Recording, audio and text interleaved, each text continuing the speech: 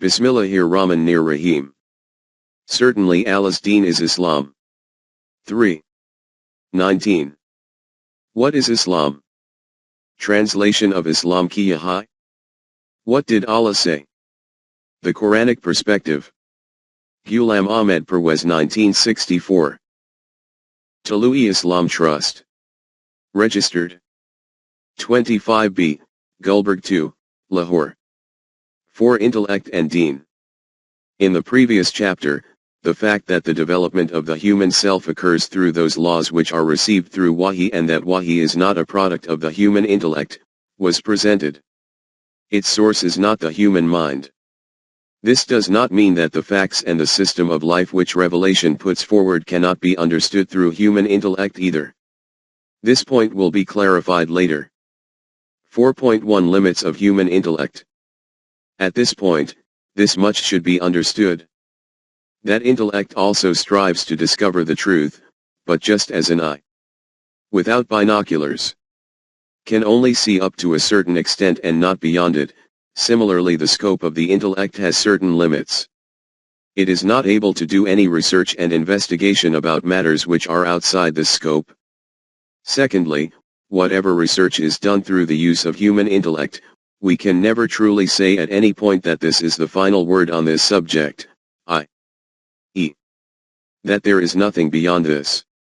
In this regard, a professor of physics, Professor James Arnold Crowther of Reading University, writes, "The system of nature is so enthralling in its profound basic simplicity that in the world of science the final word on any subject has to be left to the last man." Translated from Urdu. This limitation and scope of the intellect is with regard to the external universe. As far as the human world is concerned, in this its mode of research is different. In this connection, its technique is empirical. 4.2 Empirical technique. Human intellect takes a single issue, ponders on a solution for it, and then begins to experiment on this solution. After experimenting for centuries, it is found that the experiment has failed and that particular solution was wrong. Then it considers another solution, and starts to experiment on this, and in this way after many failed experiments it achieves success. During this period, the degree of loss which humanity suffers can be judged from the pages of history. For example, when man started living a social life, his intellect wished to decide what sort of system should be devised for the solution of his collective matters and the mutual conflicts between individuals, tribes, and nations. He started this experiment with autocratic rule. The experience of centuries showed that this method is very damaging for the development of humanity. He then came up with another solution. When this one failed as well, another solution was put forward. In this way, gradually and slowly, intellect has reached the stage of democracy. Now, consider how many centuries it took for the human intellect to reach democracy from the initial form of government. And during this period how many rivers of blood mankind had to swim through, and how many ditches of fire had to be negotiated. And even this democracy does not provide a guarantee of peace and tranquility. With this one illustration, we can imagine and evaluate other issues of life. 4.3 Religion and intellect. We have seen above that the scope of action of the intellect is limited and its modus operandi is empirical. But its limitation does not mean that man should chase it with a stick and throw it out of the human world. If the eye can only see to a certain limit and cannot go beyond this, it does not mean that a sane individual should burst his eye due to this limitation. But the self-created religion of people, whose basis in reality is of that mysticism which originates from an erroneous view of Platonic thought, did this very thing to human intellect. All the religious literature of the world, whether belonging to Shariat or Tariqat, is filled not only with repudiation and criticism of the intellect, but is full of condemnation and denunciation. So much so, that even our prevalent religion, i.e., that of Muslims, which is a derivative of this same mysticism or is a collection of beliefs influenced by it, in the pursuit of this, declares the same about the human intellect. Hence, from every podium and platform of ours this voice is raised that the intellect and Iman are two contradictory elements which can never coexist in one place. Iman is the name of shutting your eyes and blindly accepting something. Iman cannot be attained through intellect, reasoning, wisdom, sense, knowledge, vision, logic, and evidence. And then to support such a doctrine, such invented narrations are presented in which, for example, it is stated the place of foolish people is paradise. This is the state of the followers of Shariat. The followers of Tariqat are 100 steps ahead even of them. It appears that the whole mission of their life is only to condemn intellect and reasoning so severely that no sane person should wish to come anywhere near this evil. Amongst them, knowledge is declared to be Hijab-e Akbar, the Great Veil. 4.4 Intellect and the Quran. After looking at these self-created beliefs of people, let us see what the Quran says on this issue. If we wish to sum up the Quranic teachings in just a few words, then we can declare unhesitatingly that the Quran is Zarb Kalayemi, strike by Moses, against pharaonic trickeries and Tasha'i Ibrahimi, acts of Abraham, against stone idols. It uprooted all these destructive beliefs of life which were lying as a great obstacle in the path of humanity, from their roots. As far as the subject under discussion is concerned, it has bestowed a very high status to human intellect. First of all, we see that in an animal it accords the status of special differentiation to the trait of human intellect. It says that in the early stages of creation both man and animals had one path.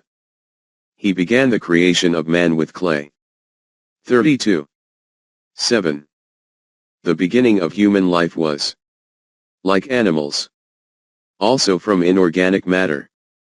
Then, after going through various evolutionary stages, it reached that point where the process of reproduction takes place through birth, and made his progeny from a quintessence of the nature of an insignificant fluid.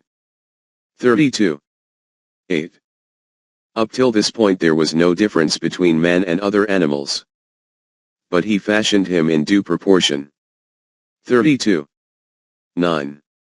Then, according to the law of evolution, after refining and perfecting him, a special balance and proportion was created in him. From here, that destination was reached from which he became different from other animals, so different that the Quran called it a new creation. Then we created out of it another creature. 23. 14. At this stage Allah bestowed on him something of his energy, and breathed into him something of his energy. And he gave you the faculties of hearing and sight and thinking, and understanding. 32. 9. You were given senses through which you process information about your external environment, and with these, given a mind from which you draw conclusions using your intellect and reasoning. After this, the Quran states that there are very few among you who use these correctly. 32. 9. 4.5 The worst of creation. The first stage of human knowledge is perceptual knowledge. After this, the second stage is conceptual knowledge. All this is a result of intellect and reasoning, which is an exclusively human trait. No other creation of the universe shares this trait. The Quran explains in clear words that those who do not use this exclusive differentiating trait, i.e., intellect, are the worst of creation. For the worst of beasts in the sight of Allah are the deaf and the dumb, those who do not use intellect and reasoning. 8. 22. In the world of religion, the ultimate aim of human life is declared to be to save oneself from the torment of hell. The Quran says, "Come, and we will tell you which people will go to Jahannam. Many are the jinns and men we have made for hell, due to their deeds. They have hearts wherewith they understand not, eyes wherewith they see not, and ears wherewith they hear not. They are like cattle, nay, more misguided. For they are heedless of warning." 7. 179. About them in Surah Al-Furqan it is also stated, Or do you think that most of them listen or understand? They are only like cattle, nay, they are worse astray from the path. 25. 44. Do you think that there is a majority among them who hear and make use of their intellect and reasoning? By no means. They are merely cattle, in fact even more astray than them. Cattle at least make use of whatever direction they receive from nature. 4.6 Who are the inhabitants of Jahannam? Hell. Regarding the inhabitants of hell, in another verse, it is stated, they will further say, had we but listened or used our intelligence, we should not now be among the companions of the blazing fire. 67. 10.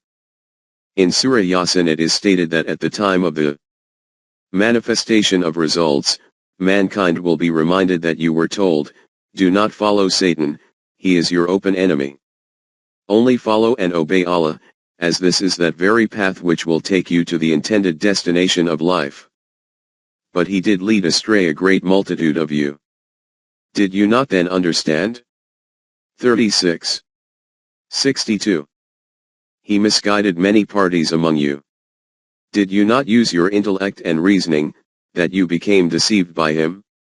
Now, this is the hell of which you were warned. 36. 63. This is that hell about which you were informed that, if you do not make use of your intellect and reasoning and if you follow your desires, your abode will be in it. From these explanations, it is clear that, according to the Quran, the differentiating trait between man and animals is the ability of intellect and reasoning. 2. Those people who do not use this ability live their life at the level of animals, indeed lower than them, and are the worst of creation. 3. They are those people who Satan traps in his web of deception and the ones whose abode is hell. 4.7 Reasoning and insight. The invitation of the Quran is entirely an invitation based on knowledge and vision. At every step, it directs us to use our thinking and reasoning and places emphasis on the use of intellect and consciousness. It asks about those people who refuse this invitation. Do they not reflect in the Quran? 4. 82. These are the same people about whom in another place it is stated, such are the men whom Allah has cursed, for he has made them deaf and blinded their sight. Do they not then earnestly seek to understand the Quran, or are their hearts locked up by them? 47. 23-24. These are those people who become deprived of the ability to think and reflect due to not using their intellect and reasoning. Despite having ears, they are deaf, and despite having eyes, they are blind. It is astonishing that these people do not think and reflect on the Quran. What, do they have locks on their hearts? After explaining its commands and values, the Quran states, thus does Allah make clear to you his signs, in order that you may consider their bearings on this life and the hereafter. 2. 219-220. Allah makes his commands clear for you in an unambiguous fashion so that you are able to reflect and reason on their immediate benefits and on the consequences yet to become manifest in the future. Pay particular attention to the fact that in this verse emphasis is placed on thinking and reflecting on both this life and the life of the hereafter. 4.8 Use of intellect and reason in war. In a situation when armies are facing each other in a battlefield, it is commonly said and understood that the army whose soldiers have emotions and sentiments of greater intensity will fight with greater courage and valor. Thus, they will be victorious. Intellect and reasoning has no place in war. If soldiers start to think in this situation, then none will be willing to lay down his life. Only blind emotions can be of use there. But even in this kind of place, the Quran emphasizes making use of intellect and reasoning. It addresses the Jamaat of Mu'mineen, saying that if among you there are 100 soldiers who are those who will use courage and perseverance, then they will be able to overcome 1,000. Or at least 200 of the enemy's men. This is because If 100, they will vanquish 1,000 of the unbelievers. For these are a people without understanding. 8. 65. The opposing party does not make use of intellect and reasoning, whereas you never let the faculties of thinking and reasoning slip from your grasp, even during such a trying time. From the above it is clear how much importance the Quran assigns to intellect and reasoning. In this regard, there is a verse in Surah Saba which is so comprehensive that in it the Quran has condensed all these details in just a few words, and if it were said that on this subject this is the last word, then it would not be an exaggeration. Now reflect that Rasulullah remained busy throughout his life in inviting and preaching and presenting the Quranic teaching to the people in various ways. Day and night, he remained engaged in announcing and disseminating his message. It is obvious that Quranic teaching has many aspects and facets. It embraces every aspect of human life. The vastness of its teaching does not recognize any limits and is boundless.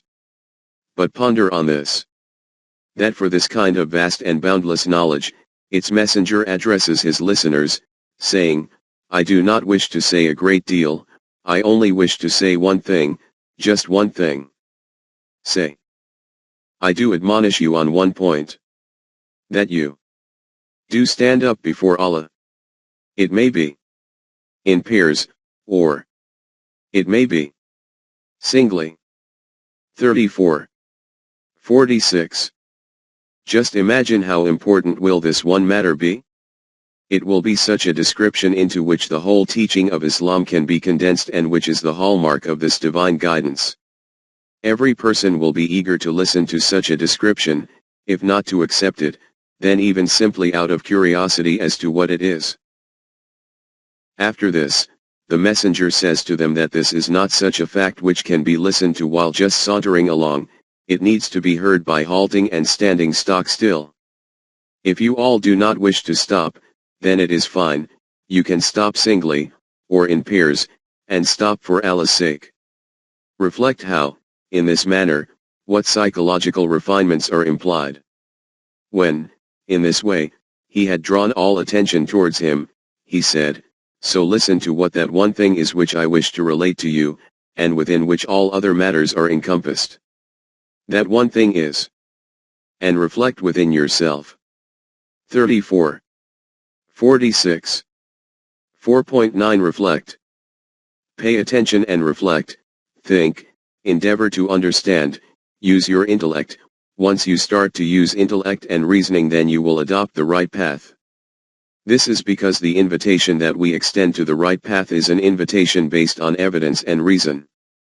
Our appeal only occurs through knowledge, vision, reasoning, and wisdom. Say you, this is my way. I do invite unto Allah, on evidence clear as the seeing with one's eyes, I and whoever follows me. 12. 108. If you have a disagreement with this invitation, then present your argument and evidence in support of your assertion. Say, produce your evidence if you are truthful. 2. 111. 4.10 Present your reasoning. To keep on wrangling like this without knowledge and vision, and facts, and evidence, can never be called the right approach.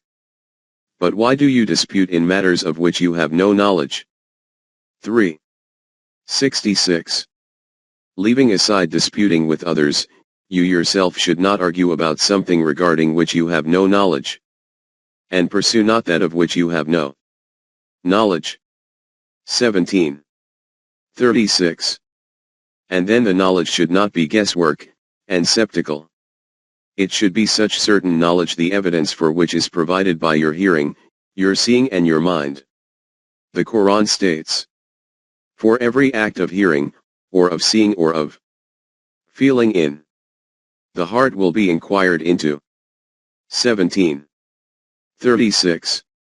As has already been stated, the beginning of knowledge is with perceptual knowledge. Hearing and seeing relates to this knowledge, and our mind relates to conceptual knowledge. Therefore, only that knowledge is capable of being called knowledge in which the evidence of the senses and support of the mind is present. Presumption and conjecture can never be called knowledge. 4.11 Presumption and conjecture is not knowledge. Therefore, regarding those who oppose the truth, the Quran states, "But they have no knowledge therein. They follow nothing but conjecture. And conjecture avails nothing against truth." 53:28. Leaving aside presumption and conjecture, in this regard the Quran goes so far as to state that merely casting a cursory glance at something is not enough. Only that observation in which thinking and reasoning is involved has any meaning. Hence, regarding those people who used to attend the meetings, sermons and gatherings of Rasulullah, and used to watch and listen to him perfunctorily while their thoughts were adrift elsewhere, the Quran states, "If you call them to guidance, they hear not. You will see them looking at you, but they see not." 7:198. They appear to you as if they are looking at you, but in truth they see not. This subtle difference between nazar, simply looking with the eyes, and basr, comprehending what is being said while seeing, is worth examining. As the Quran states, "Among them are some who pretend to listen to you. But can you make the deaf to hear, even though they are without understanding?" 10:42. But since they do not listen to your words with their hearts, they do not reflect on what is being said and do not make use of their intellect and reasoning. Therefore, this listening of theirs is not in reality hearing. These are not those who have eyes, but are, in reality, blind. And among them are some who look at you. But can you guide the blind, even though they will not see? 10:43. See also 47:16. 4.12 Merely knowing the language is not sufficient.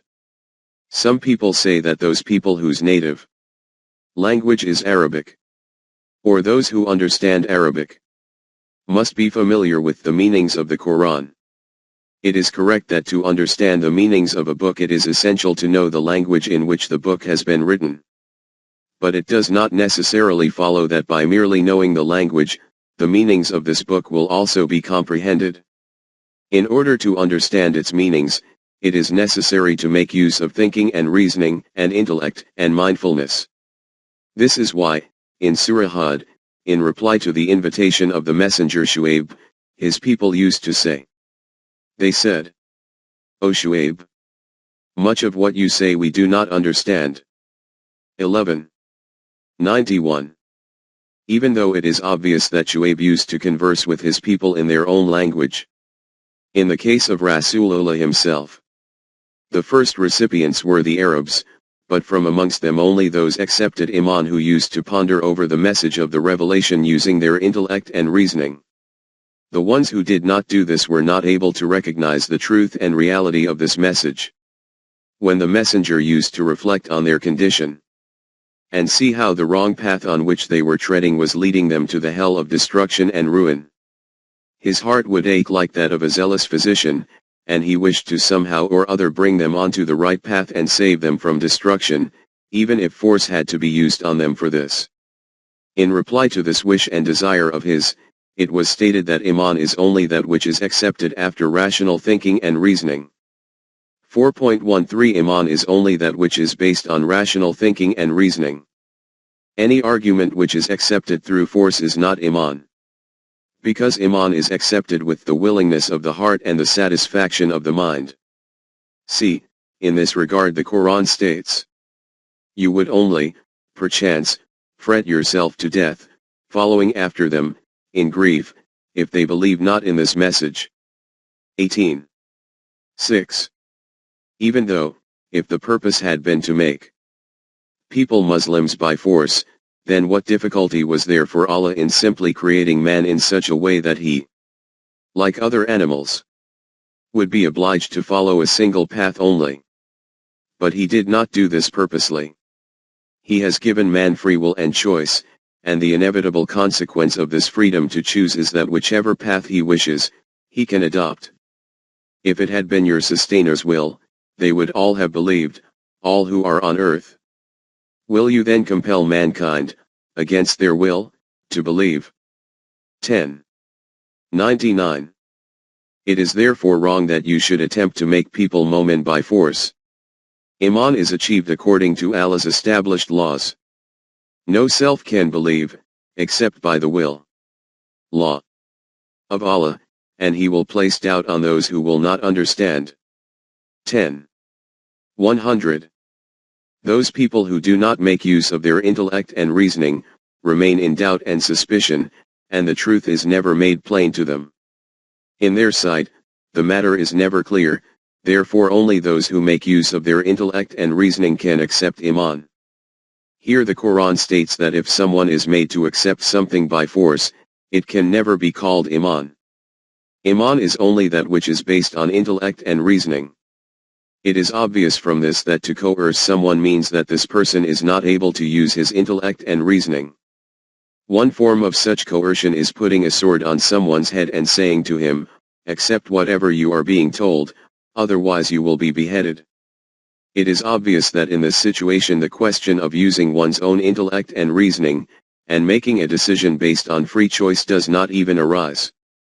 The second form is to suspend intellect and understanding through some other method, so that the individual does not even remain capable of thinking and understanding, and by being thus suppressed by another, rather through fear, accepts whatever he asserts. This is called superstition.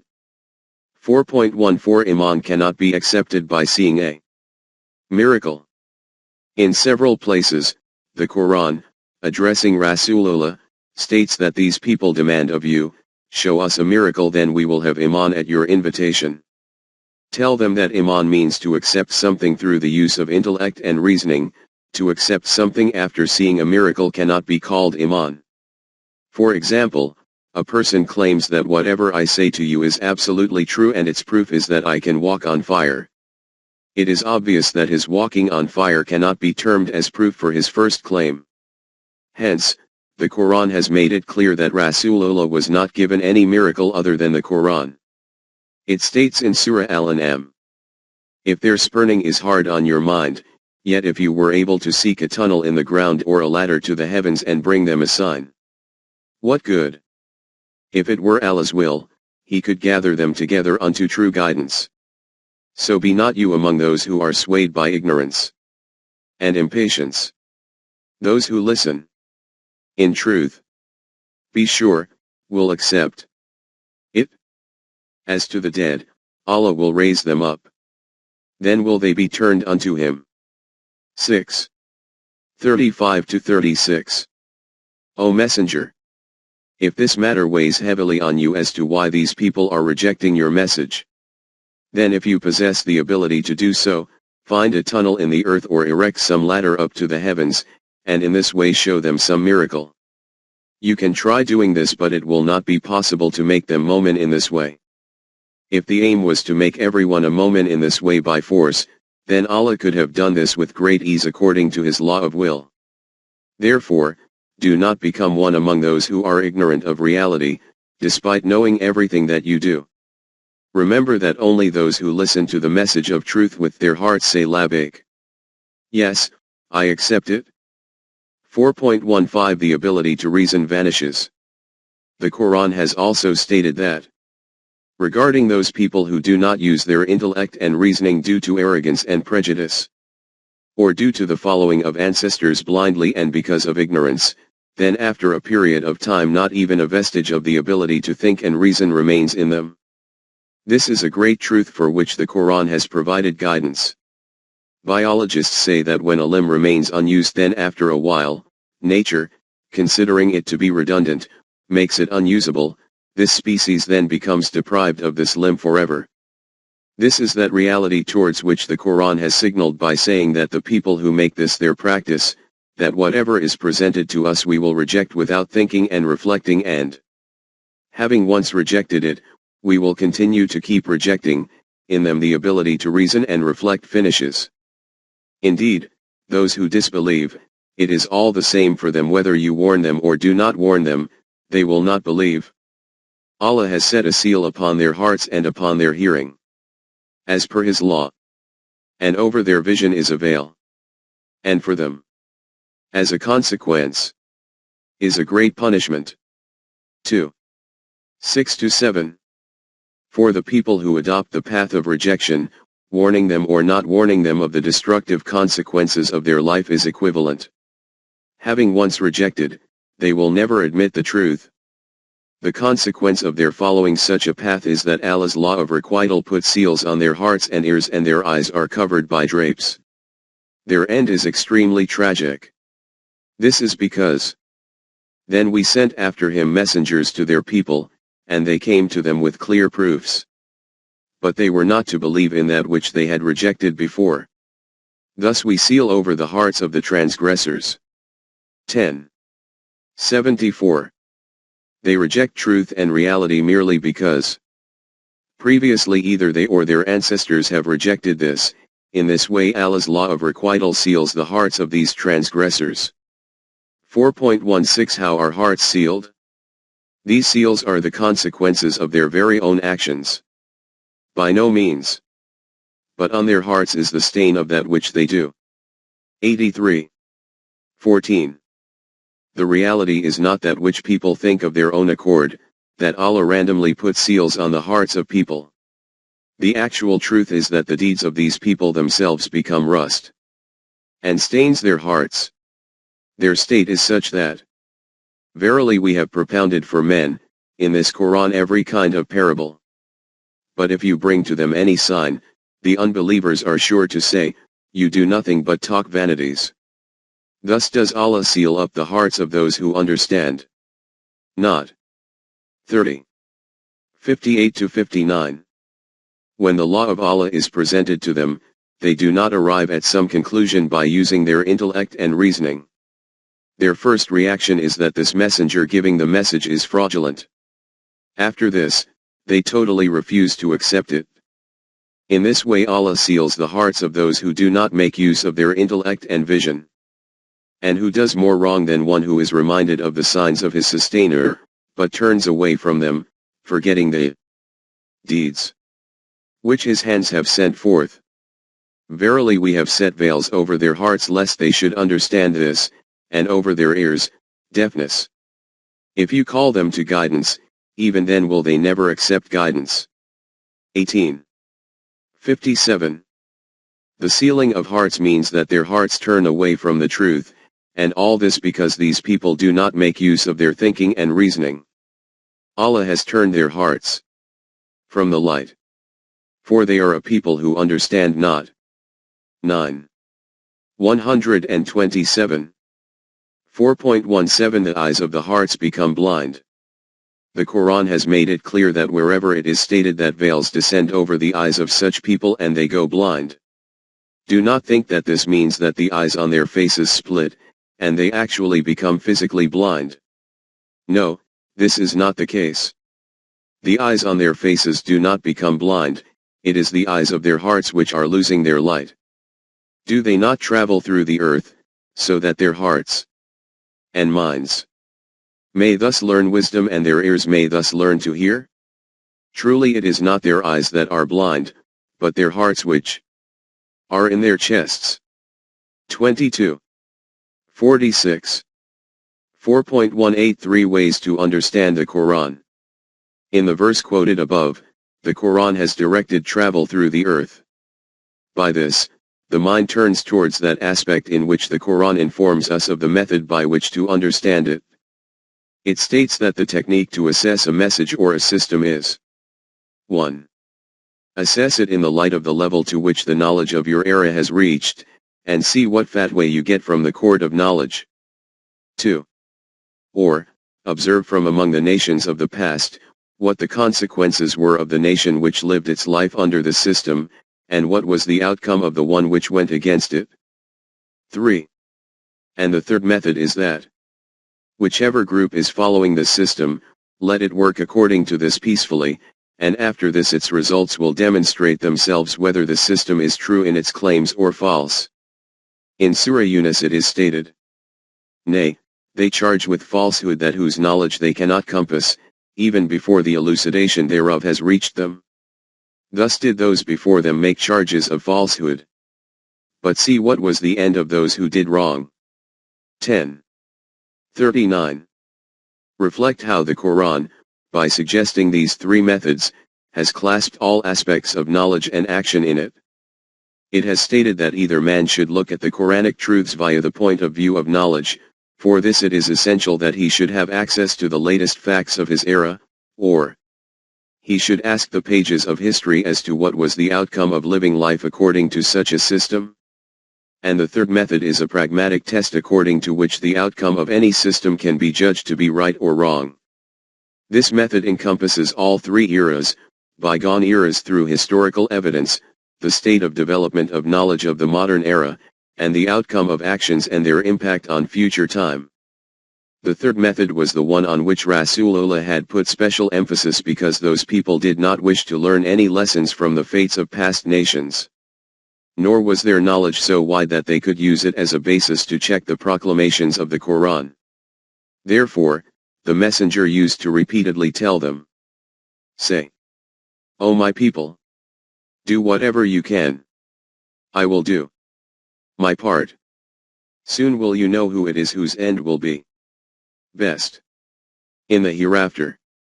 Certain it is that the wrongdoers will not prosper." 6. 135. It is evident from this that Iman in the revelation of the Quran can only be achieved through knowledge and reasoning. Whether this is through ideological reasoning or through the evidence which you witness of the results of the system defined through revelation.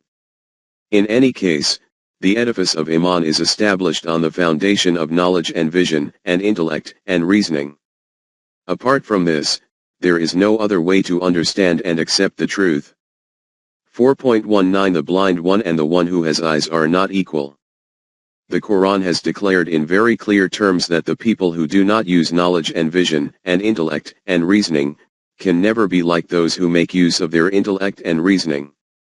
Say, can the blind be held equal to the seeing? Will you then understand not? 6. 50. See also 11. 24, 13. 16. In another verse, it is stated, "The blind and the seeing are not alike. Nor are the depths of darkness and the light. Nor are the shade and heat of the sun. Nor are alike those that are living and those that are dead. Allah can make any that He wills, as per His law, to hear. But you cannot make those hear who are buried in graves." 35. 19-22. The only one who can be made to hear, according to the divine laws, is the one who himself wishes to listen. By condensing this reality into just a few words as follows, it is stated. Say, are those equal, those who know and those who do not know? It is those who are endued with understanding that pay attention. 39. 9. For those people who make use of intellect and reasoning, the paths in front of them leading towards Allah will keep opening up. And those who strive in our cause, we will certainly guide them to our paths. For verily Allah is with those who are righteous. 29. 69. Therefore, Iman is only acquired through intellect and reasoning. And to whatever great an extent any individual or any nation makes use of their intellect and reasoning, the paths of life before them will keep expanding to just as great a level. 4.20 What is the motive of a deed? After Iman, the question of deeds comes before us, and regarding deeds it is said instinctively that these are exclusively related to emotions, not to intellect and reasoning. By provoking the emotions, you can motivate man to do ever greater tasks. In this way, he becomes willing for any kind of sacrifice, so much so that he does not even hesitate or waver in laying down his life. If, at this time, a man sits down to consult his intellect, it will never grant him permission for this sacrifice and selflessness. If you converse with anyone on this subject, he will present it as an established fact that only emotions can be the motive for action, not intellect. But in this aspect too, instead of being carried away by emotions, the Quran presents the reality. It states that by inciting emotions you can get someone to act on an emergency basis, but neither strength in actions is developed by this, nor does it help to develop character. It is through steadfastness and perseverance that character is shaped. Hence, in describing the traits of the Mu'minin, it states, "Those who, when they are reminded with the signs of their sustainer, droop not down at them as if they were deaf or blind." 25. 73. 4.21 Deeds should also be based on intellect and reason. Obviously, when the instruction is to use intellect and reasoning in the case of the divine commands themselves as well, then how can it be declared admirable to be inclined to act in other matters merely on the basis of emotions? The truth is that trust can never be put in emotive people. It is possible that at one time you may inflame their emotions to the extent of even laying down their life, but on another occasion, they may not be willing to even give you an anna. Trust and reliance can only be placed on those who adopt a path based on their intellect and reasoning, and whatever step they take is after due thinking and reasoning. These are the people who will steadfastly tread the highway of life with determination and perseverance, and will thus ultimately reach their desired destination. About them, the Quran says, "In the case of those who say, 'Our sustainer is Allah,' and, further, stand straight and steadfast, the angels, universal forces, descend on them. Fear you not, nor grieve, but receive the glad tidings of the garden of bliss, the which you were promised." 41. 30. 4.221 Doubt. At this point an important and delicate question arises which befuddles the minds of those who think cursorily.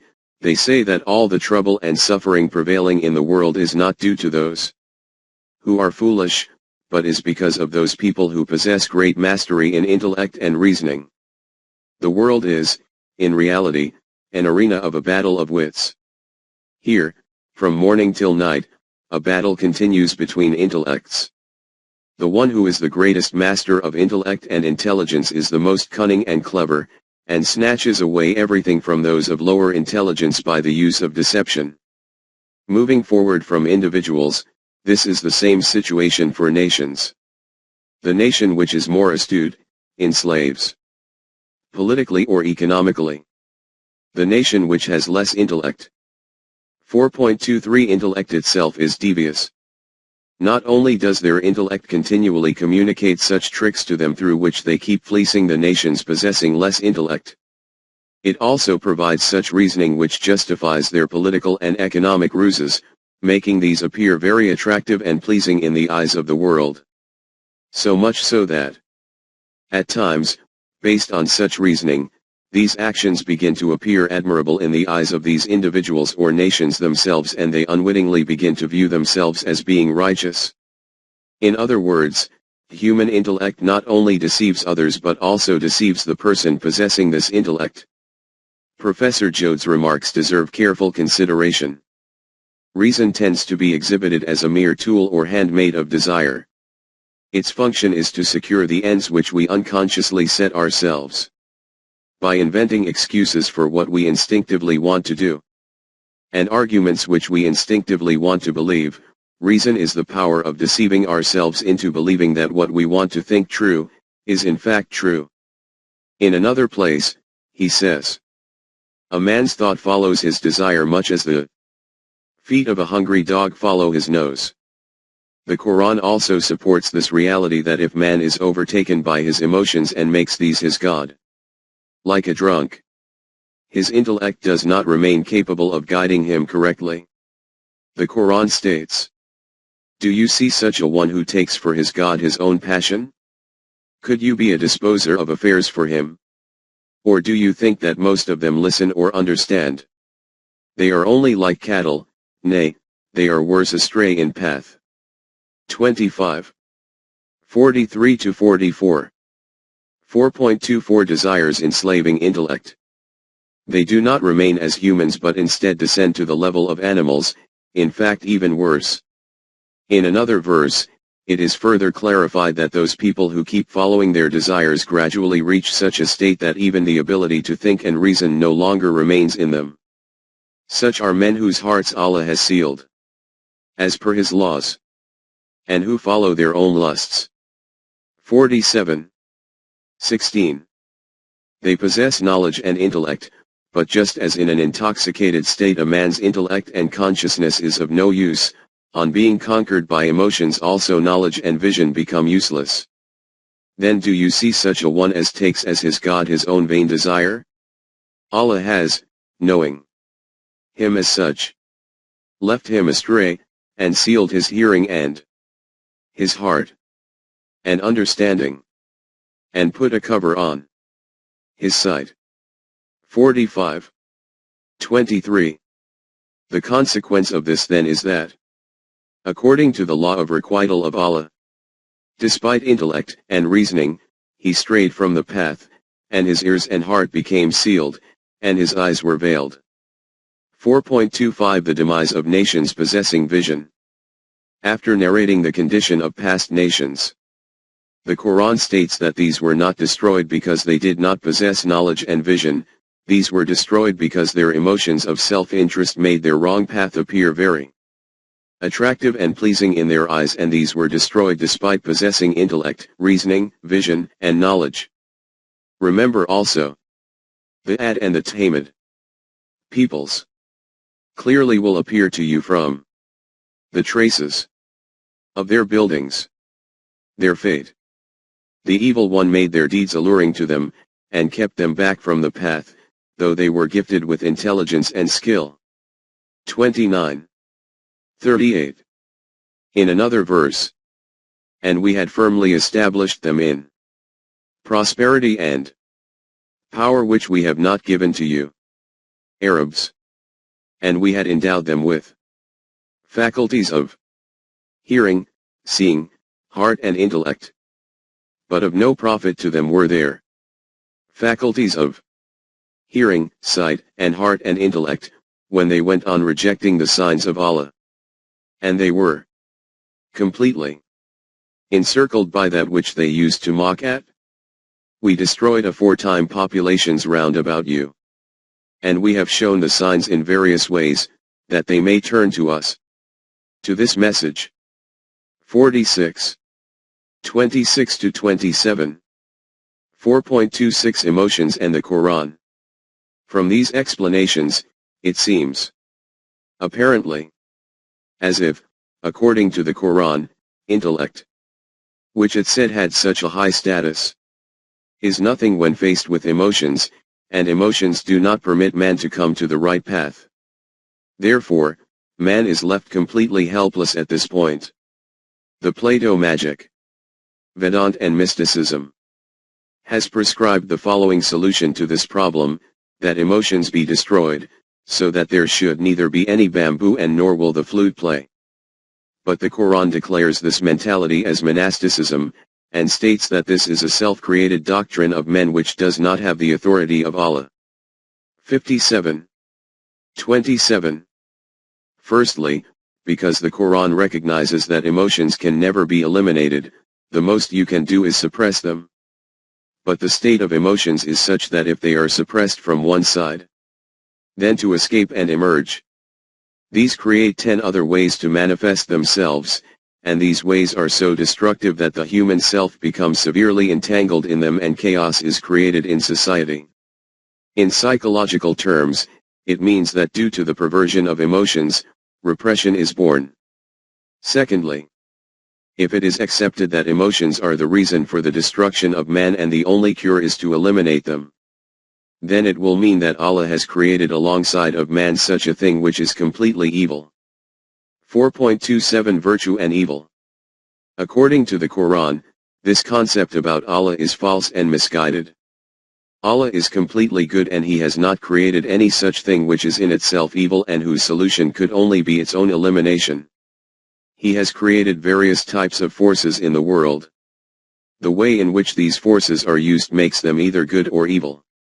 If the sword is used to halt the hand of a tyrant, then it is virtuous. If this is used to cut the throat of an innocent, then it is evil. Emotions contain tremendous force within them.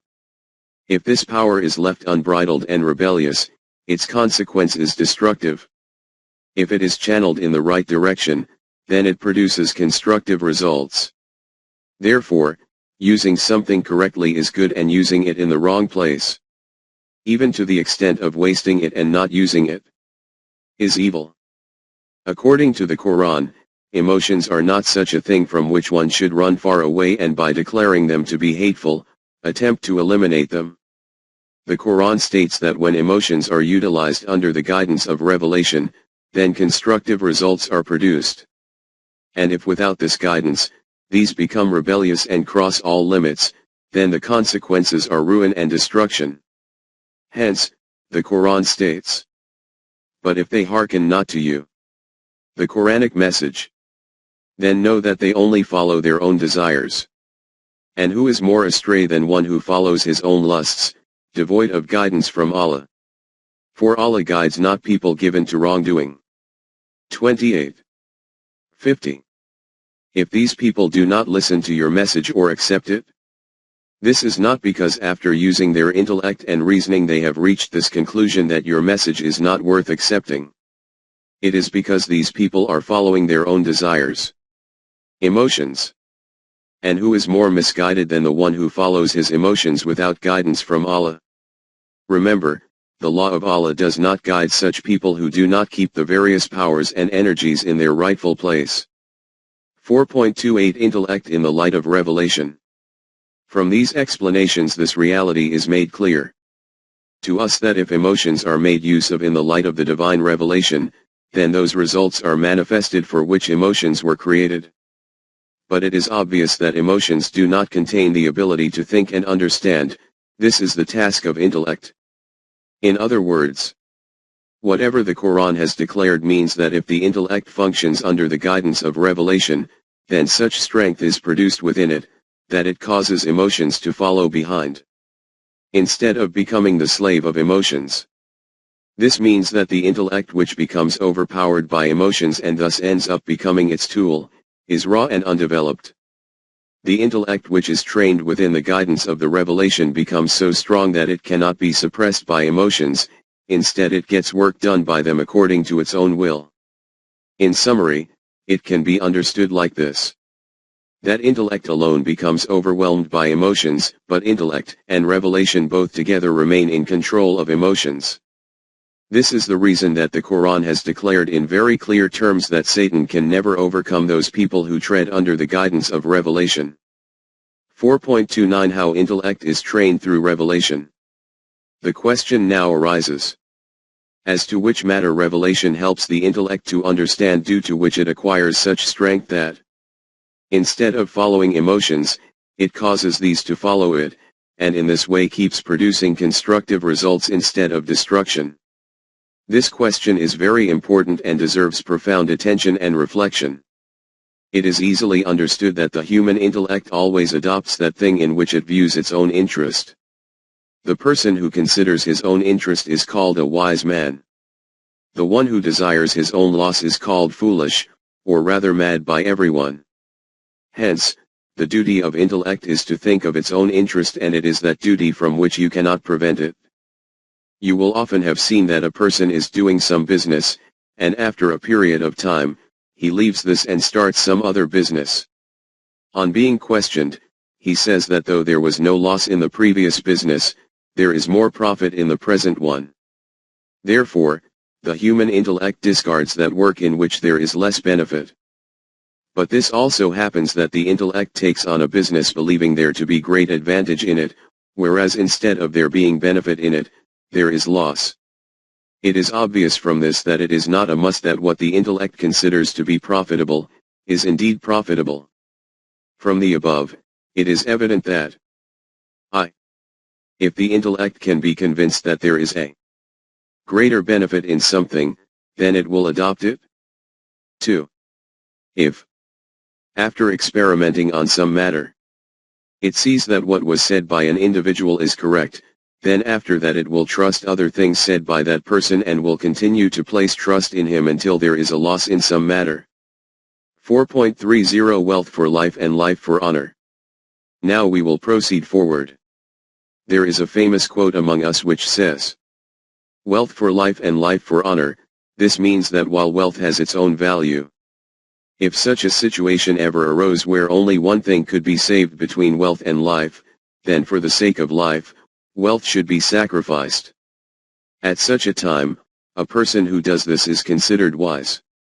This means that according to the intellect, saving life is more profitable compared to wealth.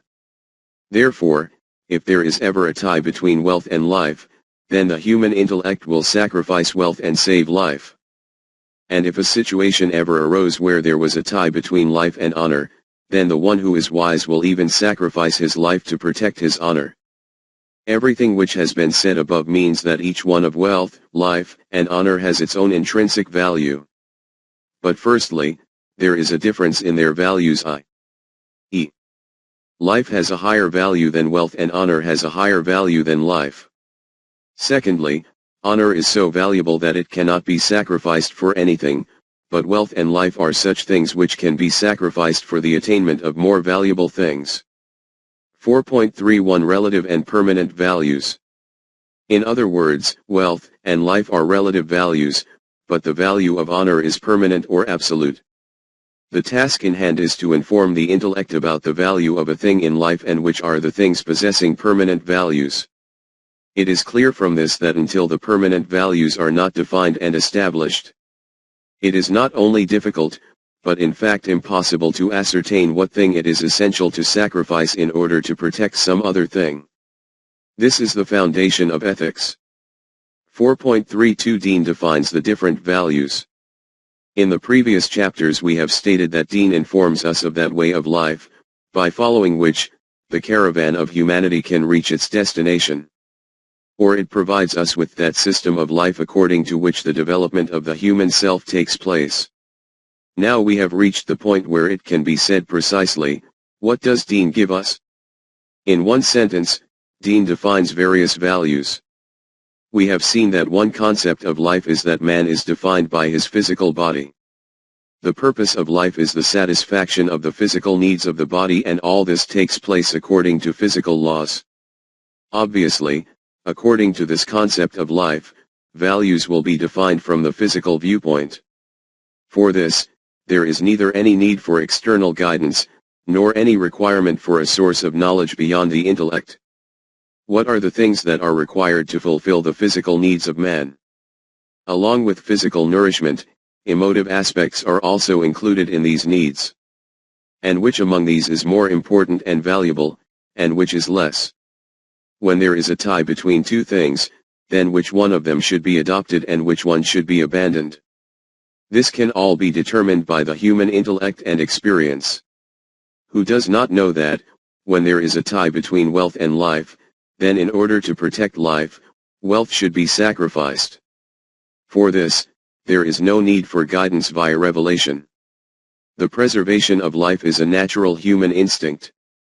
Indeed, of all animals, which is verified by his intellect, experience, evidence, and study. But, as already stated, the second concept of life is that a human being is not the name for merely his physical body. Apart from his body, there is another thing also which is called the human self or ego. Just as there are needs of his body, his self also has requirements. In the same way that nourishment and development of the body takes place, similarly, nourishment and development of his self also takes place. Just as there are laws established for the nourishment and development of the body, in the same way there are also laws established for the nourishment and development of his self. Be aware that, as noted in Chapter 1, a human being is a single unit which is manifested through the body and the self. Therefore, from the Quranic point of view, the human body and itself are not two antagonistic elements which remain in opposition with each other, nor is one of them evil and the other good. A human being is defined by both, and nourishment and development of both is essential. 4.33 The Quranic system of ethics. But in the same way that there is a difference in the values related to the physical body, some value is more important and another less. And in the case of a conflict between two values, the less important value has to be forfeited in favor of the more valuable one.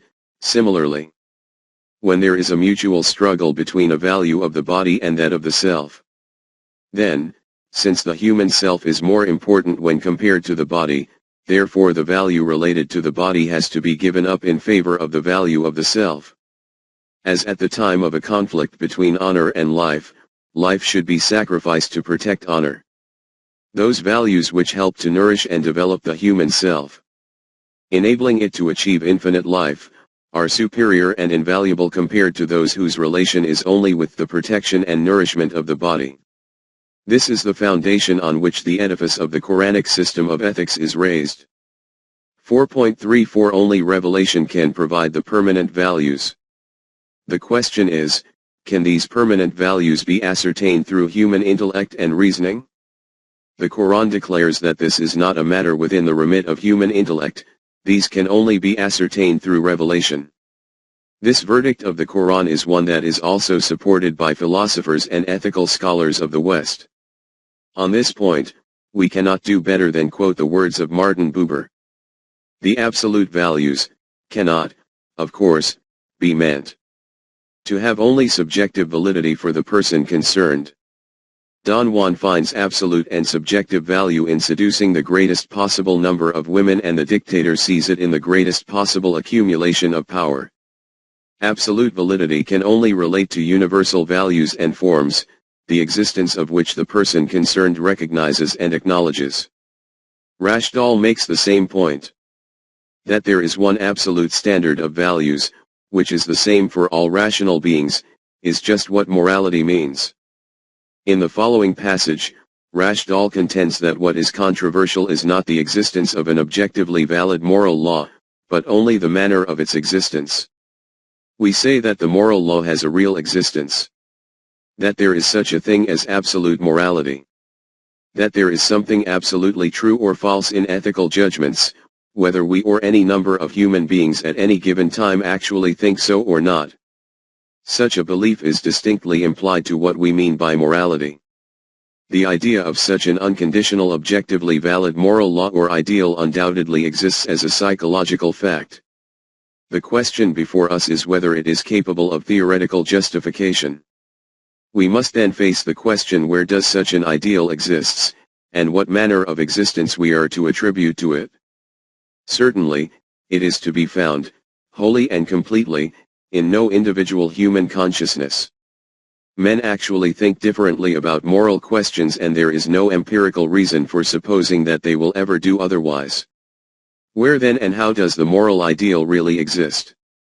Having reached the conclusion that the moral standard must be based on a universal and absolute system of values, Rashdal proceeds to tell us that such a system can have its source nowhere but in the divine mind. An absolute moral law or moral ideal cannot exist in material things. And it does not, we have seen, exist in the mind of this or that individual. A moral ideal can exist nowhere and nohow but in a mind. An absolute moral ideal can exist only in a mind from which all reality is derived. Our moral ideal can only claim objective validity insofar as it can rationally be regarded as a revelation of a moral ideal eternally existing in the mind of God. Regarding revelation, we have seen that the Nabi gets this from outside, it does not gush forth from the depths of his own heart, i.e. it has objectivity. The Quran uses the term nuzul, descending. For this, Bergson discusses the question whether it is possible for human intellect to reach reality and gives a negative answer. Not through intelligence, or at least through intelligence alone, can man do so. Intelligence would be more likely to proceed in the opposite direction. It was provided for a definite object, and when it attempts speculation on a higher plane it enables us at the most to conceive possibilities. It does not attain any reality. Einstein had written a book titled, Out of My Later Years, in the later part of his life, and he writes, "For science can only ascertain what is, but not what should be. And outside of its domain value judgments of all kinds remain necessary. Representatives of science have often made an attempt to arrive at fundamental judgments with respect to values and ends on the basis of scientific methods, and in this way have set themselves in opposition to religion. These conflicts have all sprung from fatal errors. For the scientists, there is only being but not wishing, no valuing, no good, no evil, no goal.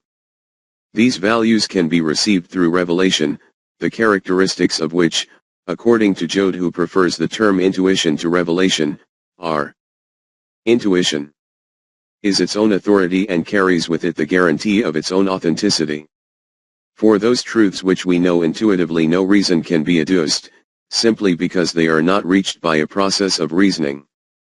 Reason no doubt may be enlisted later to produce arguments in their favor. As the following passage shows, Professor Cassirer, too, does not credit reason with the power of apprehending the highest values. In Greek philosophy, the power of reason was extolled as the highest power of man. But what man could never know, until he was enlightened with a special divine revelation, is that reason itself is one of the most questionable and ambiguous things in the world. From these explanations, it is evident that the source of the permanent values is divine knowledge, and their availability is through revelation. 4.35 The permanent values affect the human self. Let us now take a further step forward. In the example which we quoted earlier, i.e., wealth for life, life for honor. It will be clear to everyone that to save life one should spend wealth, because life is related to the human body. Everyone knows and feels what harm is sustained by the loss of life. But not every individual can feel what harm is sustained if honor is lost. This does not result in any material loss to man, this loss is related to something which is non-material, and this is human personality. If some individual does not accept the existence of the human self, then for him the loss of honor will not be any loss. The most we can say is that this will result in damage to a reputation within society. But a stain on a reputation only occurs in that society in which honor is considered a valuable commodity. But the question of loss of honor does not even arise in a society in which honor is not held as a valuable commodity. For example, among us, if some unmarried girl, unfortunately, becomes pregnant, then for her this is something worthy of such condemnation that she would prefer to die. But since in Europe such a pregnancy is not viewed as wrong, there is no question of dishonor. This makes it clear that the permanent values are those whose benefit or loss, directly and intrinsically, affects the human self. Therefore, for the permanent or absolute values it is essential to recognize the existence of the human self, and with it to recognize this truth that by neglecting these values, though the human body does not suffer any loss, the human self suffers a loss. In other words, it is essential to accept that every deed of man does have a consequence, and that no deed of his can remain without an effect. This is called the law of requital. Those deeds which benefit the human self provide support in its development. And when the human self becomes developed, then it attains infinite life. 4.36 The need for Iman. For this it is necessary that after the physical death of a human being, the existence of the continuity of life should be accepted. This is called having Iman in the hereafter. In other words, 1. Iman in Allah. 2. Iman in the human self. 3. Iman in the continuity of life, the hereafter. 4. Iman in the law of requital. 5. And Iman in this fact that the creation of the universe and of man himself is with a particular purpose as part of a special program. See how beautifully the Quran describes in 2 verses all that has been said above. In Surah Al-Yathiyah it states, Allah created the heavens and the earth for just ends, and in order that each self may find the recompense of what it has earned, and none of them be wronged. 45. 22. After this it states, Then see you such a one as takes as his God his own vain desires? Allah has, knowing him as such, left him astray, and sealed his hearing and his heart, and understanding, and put a cover on his sight. Who, then, will guide him after Allah? Will you not then receive admonition? 45. 23. Such a person can only come to the right path in the event that he desists from worshipping his emotions, and follows the divine laws. The people who follow their emotions are those who consider human life to be merely a physical life and do not believe in the existence of the human self and its life in the hereafter. And they say, what is there but our life in this world? We shall die and we live, and nothing but time can destroy us. But of that they have no knowledge. They merely conjecture. 45. 24. But this belief of theirs is not based on knowledge, it is merely based on conjecture. The only verdict which will be received from the font of knowledge will be that there is definitely something within man which is not annihilated with his death, it holds within it the potential to endure and the ability to continue forward. In another verse it is stated, therefore shun those who turn away from our message and desire nothing but the life of this world. That is as far as knowledge will reach them. Verily your sustainer knows best those who stray from his path, and he knows best those who receive guidance. 53. 29-30. You should stay clear of the individual who avoids our laws, because he only has the interests of physical life in his view. He is in no way convinced of the continuity of life and the immortality of the human self. Their total knowledge is confined only to physical laws. 4.37 Who can have iman in the permanent values? The Quran has made it clear in these verses that only that individual can have iman in the permanent values who does not consider life to be a physical life only, but is also convinced of the existence of the human self, the law of requital and the life in the hereafter. For the one who is not convinced of these facts, neither having iman in Allah has any meaning for him, nor is he convinced of any code of morality. This is because the code of morality is indeed the other name for the permanent values. And only he can believe in the permanent values who is convinced of the human self, the law of requital and the continuity of life. When, in this way, human intellect and vision accepts the permanent values, then instead of following after emotions, it directs these to follow it, and then intellect itself treads in the light of the divine revelation. This combination of revelation and intellect is declared by the Quran as being the characteristic of the Mu'mineen. Behold, in the creation of the heavens and the earth, and the alternation of night and day, there are indeed signs for men of understanding, men who keep in view the laws of Allah, standing, sitting and lying down on their sides, and contemplate the wonders of creation in the heavens and the earth. With the thought, our sustainer, not for naught have you created all this.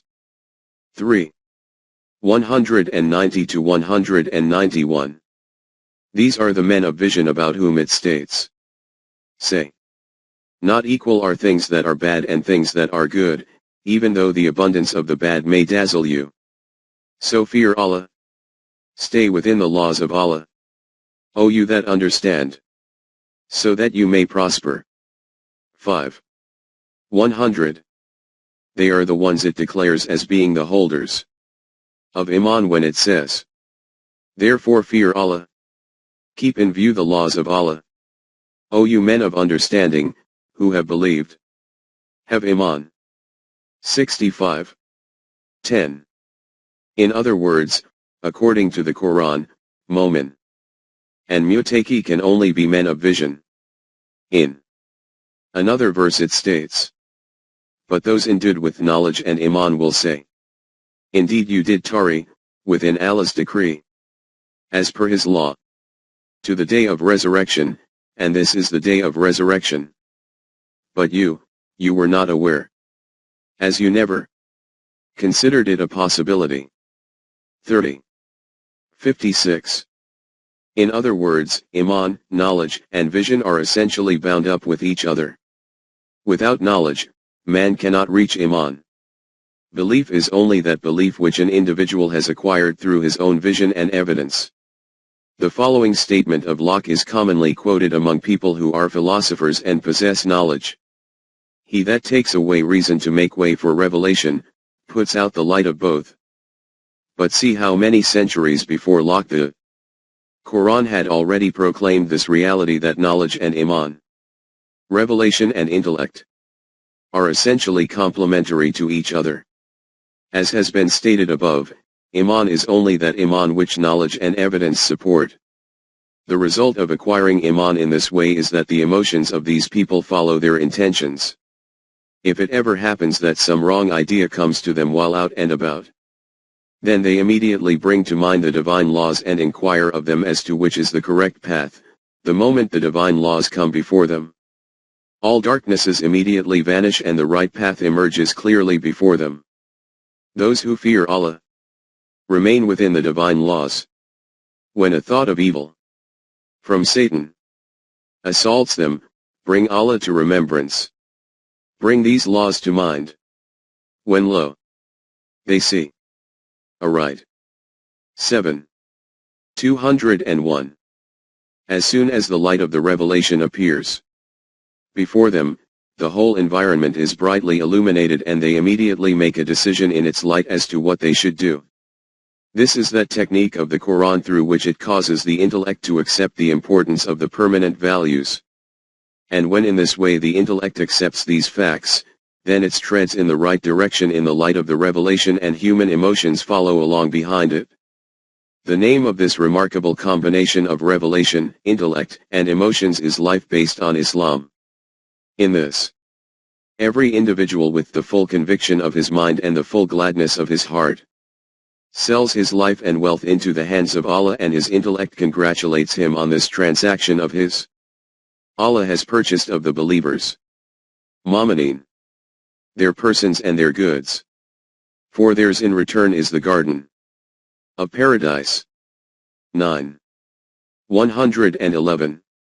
This is because, based on his vision and on evidence, he has satisfied himself that obedience to those permanent values which have been defined through revelation will result in profit only, and that there is not even an iota of any possible loss to the righteous. When it is said, "What is it that your sustainer has revealed?" they say, "All that is good."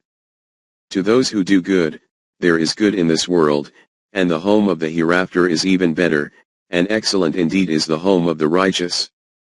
16. 30. When the intellect understands the truth and importance of these values, then, instead of going towards those destructions to which rebellious emotions beckon, it follows the voice of the revelation which is in reality profitable for him. This is because the propensity of the intellect is always to go towards that direction which appears profitable to it. 4.38 Conclusion of the discussion.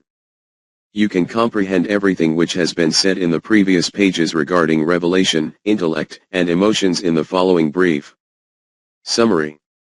1. The status of human intellect is like a force which will result in consequences according to whichever way it is used. 2.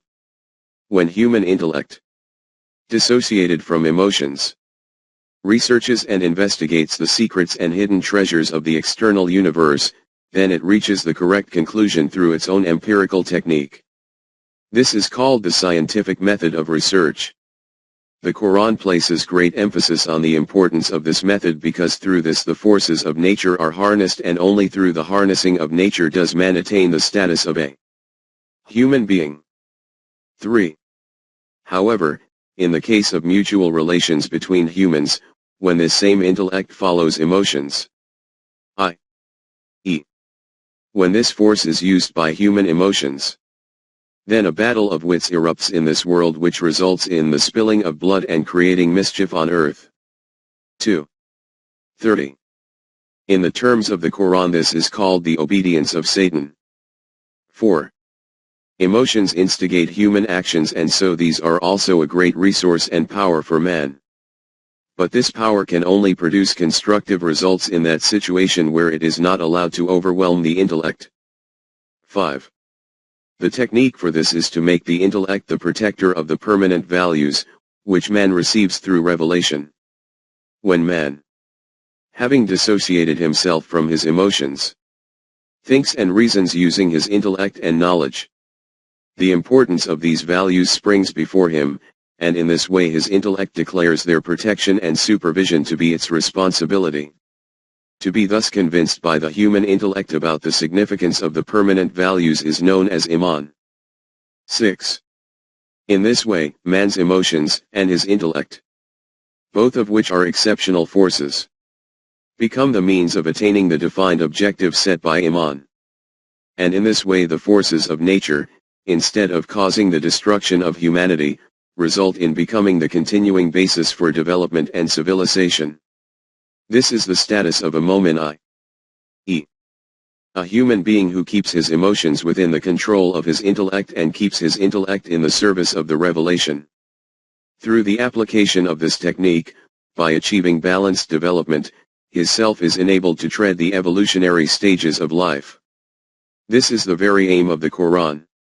From these explanations it is evident that the edifice of Deen is established on the permanent values. Details of these values will be found in a later chapter.